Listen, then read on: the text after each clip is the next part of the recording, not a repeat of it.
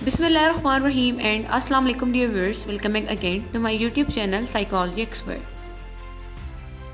Dear viewers, क्या आप जानते हैं कि मुराकबा यानी कि मेडिटेशन सिर्फ सुकून के लिए ही नहीं बल्कि आपकी ज़िंदगी बदलने का एक ताकतवर ज़रिया भी बन सकता है।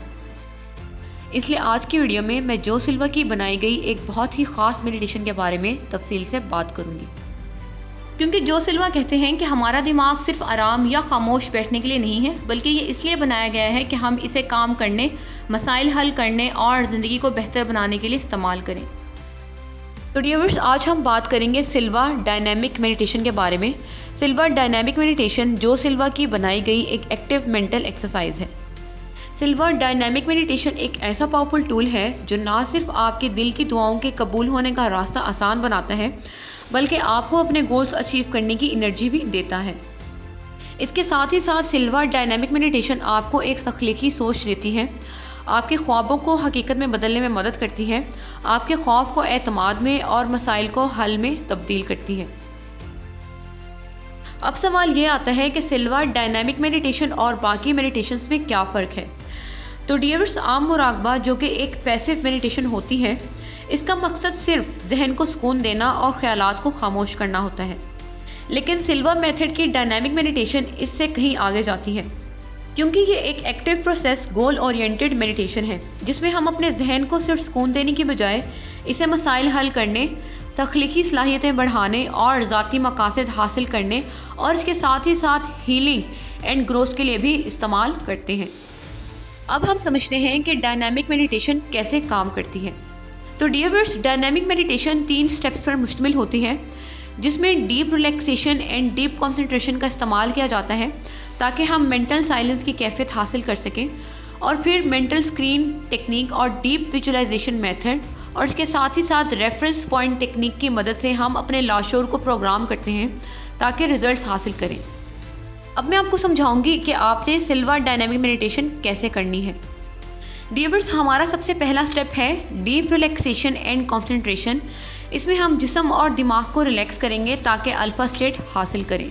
अल्फा स्टेट को हासिल करने के बेशुमार साइंटिफिक तरीके मौजूद हैं, जैसे कि काउंटिंग करते वक्त खुद को सीढ़ियों से नीचे उतरते हुए देखना, 100 से 50 या 50 से 1 तक उल्टी काउंटिंग करना, या किसी पुरस्कुन जगह को तसव्वुर करना, या फिर जो सिल्वा की 3 to 1 रिलैक्सेशन टेक्निक। लेकिन डियर्स, यहाँ पर मैं आपको अल्फा स्टेट अचीव करने के हवाले से एक बहुत ही अहम बात बताना चाहती हूँ कि दुनिया में मौजूद ऐसी हर चीज़, ऐसा कोई भी खूबसूरत मंजर या रिलैक्सिंग वीडियो जिसे देखने या सोचने से आप रिलैक्स और बहुत पुरसुकून महसूस करें और हल्की नींद की कैफियत में चले जाएं, यही आपकी अल्फा स्टेट है। और इसी तरह दुनिया में ऐसी हर आवाज़ जिसे सुनने से आप रिलैक्स और पुरसुकून महसूस करें, वो कोई भी रिलैक्सिंग म्यूज़िक हो सकता है, कुरान पाक की तिलावत हो सकती है, या फिर बारिश गिरने की आवाज़। और इसी तरह ऐसी कोई भी वो चीज़ जिसे पढ़ने के बाद आप खुद को पुरसुकून महसूस करें, वो भी आपकी अल्फा स्टेट में जाने की एक एक्सरसाइज बन सकती है। वो कोई भी वजीफ़ा हो सकता है, कोई भी कुरान पाक की आयत, या फिर सिर्फ दुरूद पाक पढ़ने से ही आप अल्फा स्टेट में जा सकते हैं। क्योंकि जब भी आपका जहन या आपकी बॉडी रिलैक्स होती है और आप बहुत ही ज़्यादा पुरसुकून महसूस करते हैं और आप हल्की नींद की कैफियत में चले जाते हैं, तो उस वक्त आपका दिमाग ऑटोमेटिकली अल्फा स्टेट में चला जाता है। इसलिए इन बेशुमार डीप रिलैक्सेशन टेक्निक्स में कंफ्यूज होने की बजाय जो चीज़ भी आपके जिस्म और जहन को पुरसुकून कर दे, आप उसी को अल्फा स्टेट में जाने के लिए इस्तेमाल करें। तो डियर्स, जब आपको अपना जिस्म और जहन पुरसुकून महसूस हो, तो तब हम स्टेप नंबर 2 की तरफ बढ़ेंगे, जो कि है मेंटल स्क्रीन टेक्निक। स्टेप में आप सबसे पहले अपने जहन में एक बड़ी स्क्रीन, एक बड़ा प्रोजेक्टर तस्वुर करेंगे, ऐसे कि जैसे आपके सामने एक बहुत बड़ी सिनेमा स्क्रीन हो, और फिर इस बड़ी सिनेमा स्क्रीन के ऊपर अपनी सबसे बड़ी ख्वाहिश, अपने मकसद को स्क्रीन पर पूरा होता हुआ देखें और इसको तस्वुर करें। लेकिन यहाँ पर आप एक बात जहन में रखें कि विजुअलाइजेशन हमेशा प्रेजेंट में ही करनी है।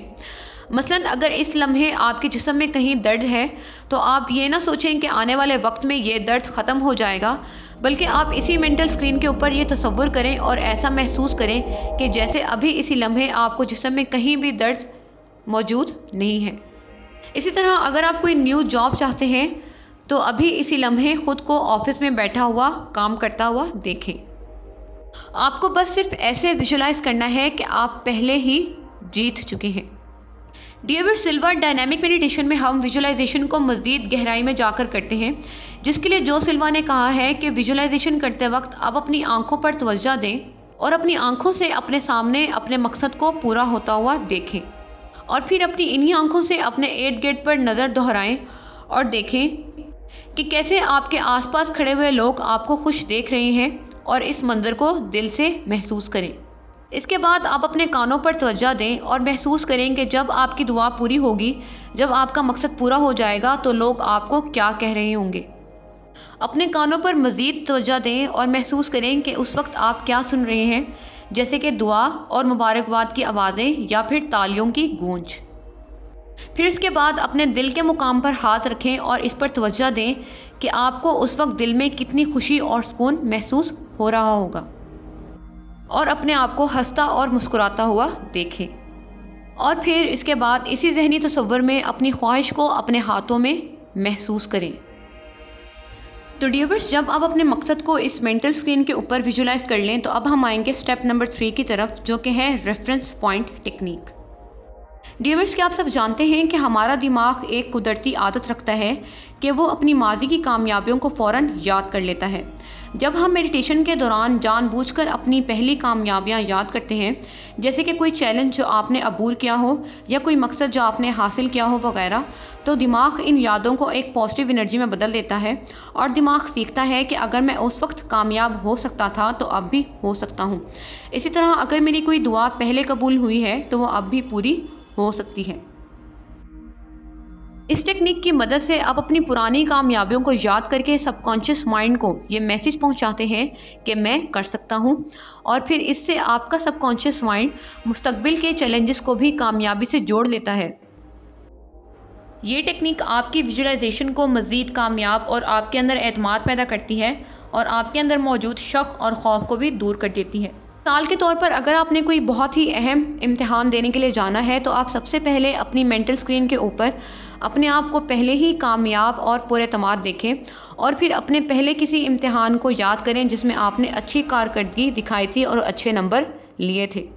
और इसी तरह कोई दुआ मांगने से पहले भी आप अपनी पिछली किसी ऐसी दुआ को याद करें जो आपने मांगी थी और वो आपकी पूरी हो गई थी। टेक्निक आपके अंदर मौजूद यकीन को मजबूत करती है कि मैं जो कुछ भी मांग रहा हूँ वो ज़रूर पूरा होगा।